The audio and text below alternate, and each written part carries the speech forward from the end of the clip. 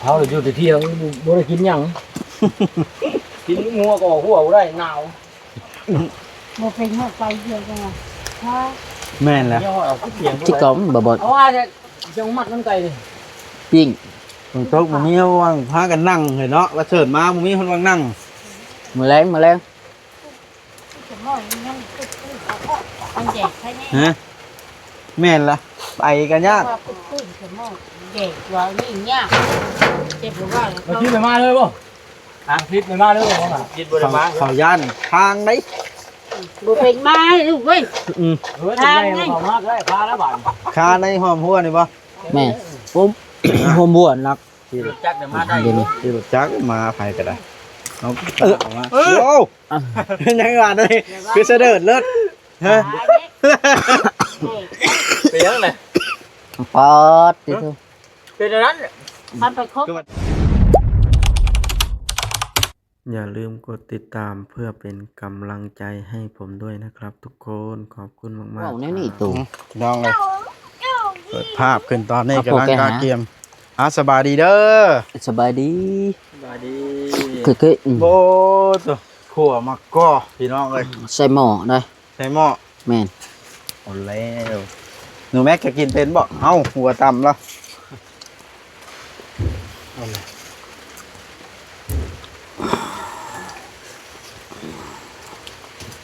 ฝนตกกับไปน้ำแกงกันลุยบอกคำกันเนาะ ตกน้ำแข็งตกน้ำแข็งน้ำแข็งกันลุย ถ้าระวังพัดพึ่งได้บัดซีได้บ่เจอบ่บด ฮะอื้อ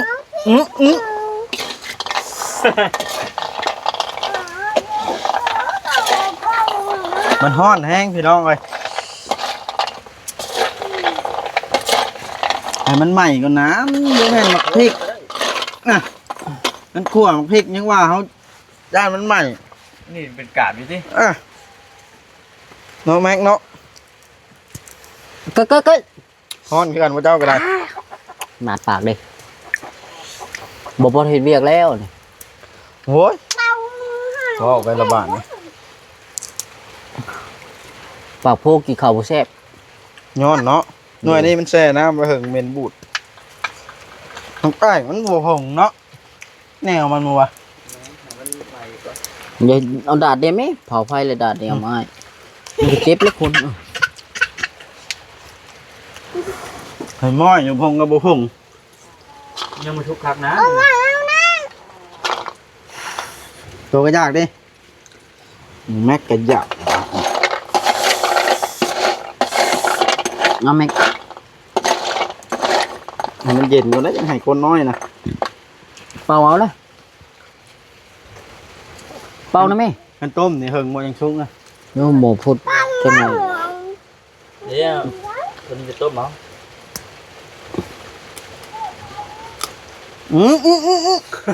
ฮ้อนคูบาทอะไรเป็นยังวะหรือมันบุทันเย็นวะ จักเจ้าว่าเจ้ายันมีกับเจ้าอยู่หรือว่าบ่ทันเย็นเนาะ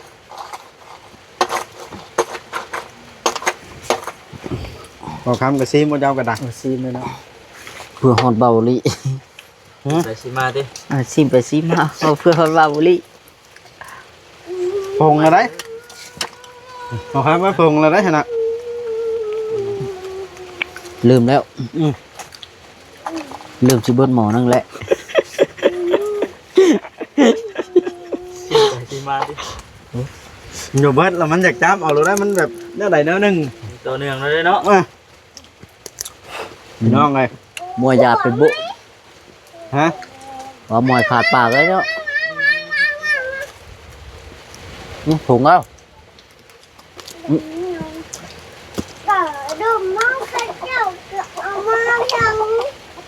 น้อยยังของแรงอ่ะ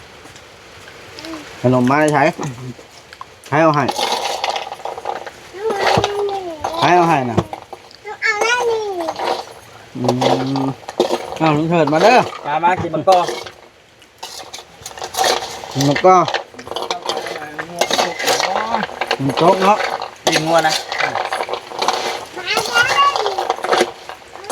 มาซีนนี่ถ้าตัวมันใหม่ ใช้ปลาดิ ตัวมันใหม่แบบนี้มันหอมนะ ดูเลย มาสอง ฮะ มาสองบ่ 3หมู่หนึ่งนั่งอยู่ครับ ใครมา โอ้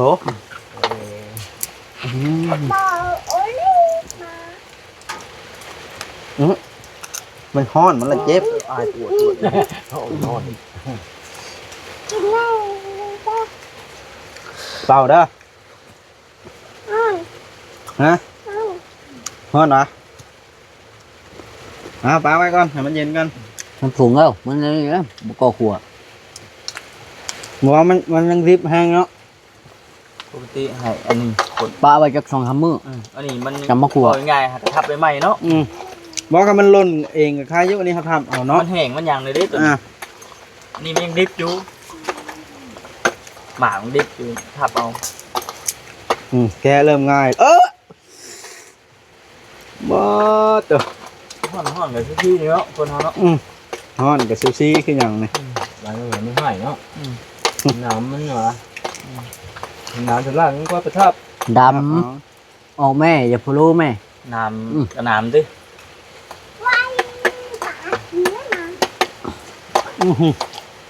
โอ้ซ้ำกระตกเลยเนาะ ทุกบ่แห้งทุกนิ่มเนี่ย บุยุบบุยนนี่ เฮ้ยทางเปื้อนนะฮะเนาะ โอ้ยดูว่าแต่วันที่หาเดือนนึงเลยเนาะ โอ้พูดแล้ว แต่วันที่หาบ่ได้ผล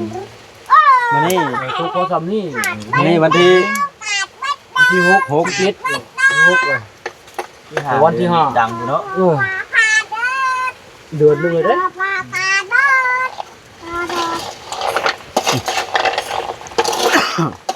ให้มาไหม คันดูน่ะตัวนั้นกับครัวมันแกะง่าย ต้มก็แกะง่าย แม่นปะต้มง่ายกันบอกครับ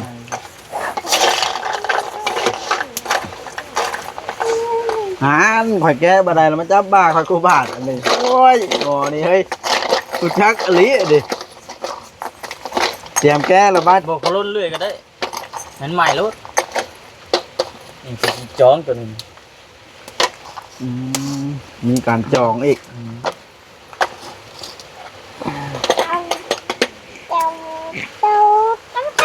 ไม่เสิร์ชกับมาป่ะ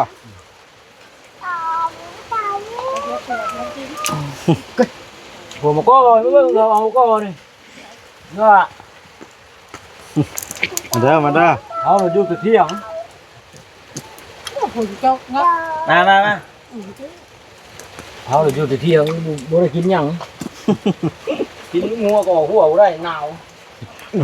โมเป็นเมื่อไปเดียวกันฮะ แม่นแล้ว ย่อเอาเพียง ที่กล่องบ่บ่ เอาว่าจะจังมัดมันไก่ดิ ปิ้ง ตรงโต๊ะมึงมีว่างพากันนั่งเห็นเนาะว่าเชิญมามึงมีคนว่างนั่ง มื้อแลง จะมอยนั่งตึ๊ดมันแจกใช่ไหม ฮะแม่นละไปกันยาก ว่าตึ๊ดจะมอยแจกว่านี่เนี่ยเจ็บหรือว่า มาคิดไปมาเลยบ่คิดไปมาเลยบ่ว่า กินบริมา เขาย่านทางไหน โมเป็นมาลูกเว้ย เฮ้ยจะได้เข้ามาได้พาแล้วบาด คาในหอมหัวนี่ปะ แม่ผมผมบวชนัก จักเดี๋ยวมาได้ เดี๋ยวนี้ ที่รถจักรมาไผก็ได้เอาเอามาโอ้ยังไงได้คือเสด็จเลิศฮะ เป็นยังไง ปอดติเถอะ เป็นอย่างนั้น มันไปครบแกหรือว่า สิทธิ์ดีกว่าป่าถึงเบ็ด เจ้าก็กระดองไหมพ่อ ชื่อมันเปล่า เป็นยังไงได้กินครั้งแรก บ่แซ่บ ฮะ บ่แซ่บ สู่ชีวิตดีเนาะ ไปใจจุ่มเขาคนใช่จ้ะจุ่มมา โอ้ ยังเบาลิ โอ้บอกกินบ่มาก็นี่ เมื่อว่าที่เอาไปกินอยู่พุ่นละแผ่นมันหักเผาคู่อ่ะชื่อ กิน มันก็อยากชุกแล้วก็จับใส่ถ้วยฮะลูกเอ้ย มัน ยั ยัง ง ไง บ่ใหม่ หันใหม่ก่อนไปจ้ะ ดีนะ มันใหม่ไม่กรอบ อันตัวนั้นมันก่อนมันแซ่บเนาะ มันสิสุกมันสิเบิดก้อน ชี้ไปดิ ว่าแผ่นนะขั้วทงนี้ได้ขั้วทงนั้นเลย ยังไงว่ามัด ฮะ ต้มมาบ่ ยังบอกคือจกจูไปเลย นี่นะ ก่อนอีกเนี่ยคือจกจู เจิดนะว่ามันมีชาการสร้างคนคือกันได้เนาะเดี๋ยวมือกับล้นบาทเนี่ยอาหารในเฮ็ดโหดแท้ เอาบ่วงกูเอาอำลายมันบุกชุกจะเบื่อไม่ง่ายเลยมึงไก่ มันฮ้อนได้เนาะ ลงนะ ไปพอนั่นแหละ พอแล้ว ขอบจากนั้นลงอีกผมหมอยังฮ้อนเลย กินมาเลยกินมาเลย อื ต้มไว้เป็นยังบ่บ่ ฮะ ต้มไว้นะ แล้วแต่แล้วแต่แล้วแต่ มีแค่ต้มนะ เป็นว่าบ่เขาหลาสิเมื่อยเคี่ยวมาร้อนเด้อ อย่าช่วยมาจับแค่ช่วยซ้ำชุดได้จันเดียว ว่าสุกแล้วได้ แล้วก็มี โอเค ใบไปยังไงข้าวคนก็ โอ้เหลือเนาะ นี่ว่าสิออกเตียงพุ่นแหละ มื้อแรงลงหวยได้มื้อแรงเลย ปล่อยก็บ่ได้ ตอนตะแตนนี่ จะเตียงพวกกัน ตะแตนไผ่ได้ มันบ่เปื่อยบ่กระชามบ่แน่เด้หน่อยช็อตปุดลงได้ บ่วัด ฮะพอแล้วไว้ให้ประเชิดกินอยู่นี่นะแล้วเดี๋ยวเรานั่งพิงไฟอยู่นี่พอยังมันดิบตัวนั้น ขัวให้แม่ขัว เอาเสียตัวไปไปคิดเลย ไป มาอันเอาถ้วยมาแบ่งไว้ให้ประเชิดกับมันลุงเชิด เอาไปเยอะนี่ เออไอ้แม่ก็อยู่นี่เพื่อเราโคสุก ต้มชุกไหมปะ ไป โอเคสนะไปเดี๋ยวเอาไปห่มหมูในเฮานะ เพียงกินข้าวก็เพียงนู่น มันไม่เปิดมัน เพียงกินข้าวเลยก็ ยังจะค่อยกินละมาแม่น เพียงมัน จะค่อยกินแล้วละมาเลยครับเป็นไรว้าตัวมาลิ่นกับมีห้อนบนนั่งเนาะโอ้พี่น้องเลยไปนั่งอยู่พนน้ำกันกินอยู่เตียงพนอ๋อโดยเนี่ยพี่น้องเอ้ยกระเชิญมาลิ่นน้ำลูกทรายคำหลาแล้วปติดฝนเนาะบ่าวคำ เบาลิ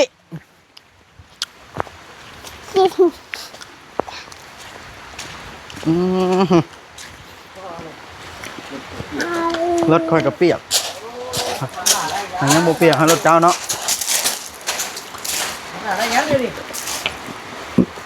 ขัวก็ มันแบบไหนล่ะเคยเห็น มันฮ้อนให้ได้ดิระวังได้ปากนะมันฮ้อนให้ได้ สิสุกนาดล่ะนั่งลงนี่นั่งลงจะไปใช้ นั่งบอกคำละกินอย่าไปเอาไอ้ พ่อไปใช้ไปดิ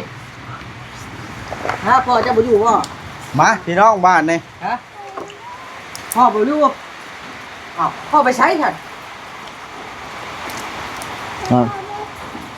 ใช้เบ็ด อ๋อพี่น้องกินขั่วมะกอกบ่ทันแล้วซ้ำเมียโทรมาลูกหายใจบ่ออกเป็นหวัดนักว่าซั่นโอ้ยเสียดไม่ได้ กดที่เนี่ย ทุกข์ใจเด้พี่น้องเลย กับเจ็บกับโซนี่ กดขึ้นเนาะน้อยเป็นวัด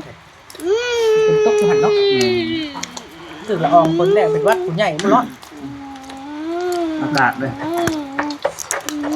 ผู้น้อยอยู่ซ้ำใด ก็ได้ลื่นหมอนี่ที่เดือนนี่นะ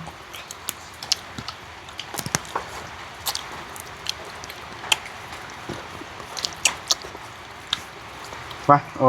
ไปเพิ่นพ่อมา ไม่ใช่เสื้ออันนั้นนะเมื่อนะเมื่อปลาได้บอกคำบ่เนี่ย เจ้าปล่อยคือกันเลย เจ้าก็ได้ จะไปเมื่อปลาไปแล้วดิ จะปล่อยไม่ปะไปแล้วปล่อยก็สิหาทางเลยกันแล้วปล่อยกัน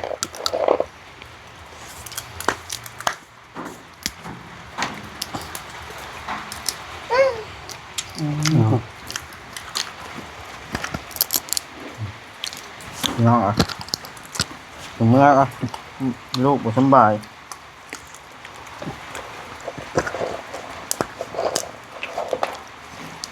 จะพุกอะไรนะเนาะป้าหน้าข้ามาก่อน ทุบเลยนะจักเสร็จแล้ว ไปถึงเมื่อแล้วครับ อย่างนี้ กูไปได้เจ้าหน่อยคนกินจะเปล่าครับไหนไร อืม ค่อยๆเก็บนะพอ ให้เติมข้าวบ้าง สิตามรังเฮ้ยกันแล้วปล่อย บ่ค นี่ผู้บองเนี้ยนะไว้กินได้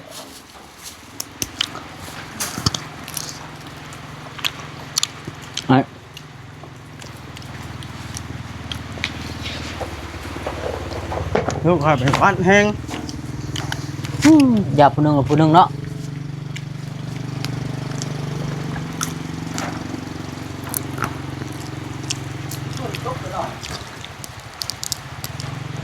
คนประยุทธ์เนาะ โดยคู่มือคือแห้งง่ายเลย ช่วยไปให้ของให้ของ ใกล้สิกรรมแห้ง ปะปะนับปลาเด้อบ่ของลาเด้อ ๆเดินทางปลอดภัย มาไหมค่อยนะ อ้าวไม่ลืมเด้ เปิดตามรัง เมื่อด่วนอีกพี่น้องแบบนี้กันนะไปไทยกับแบบนี้ล่ะครับบ่สำบายว่าน้องเพิ่นยังอยู่ในข้อความติดตามอาการอยู่เนาะเบาดิ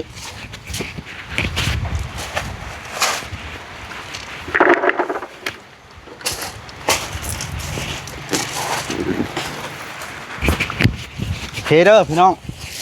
คลิปนี้ก็ได้จบก่อนเนื้อด่วนนะฮะ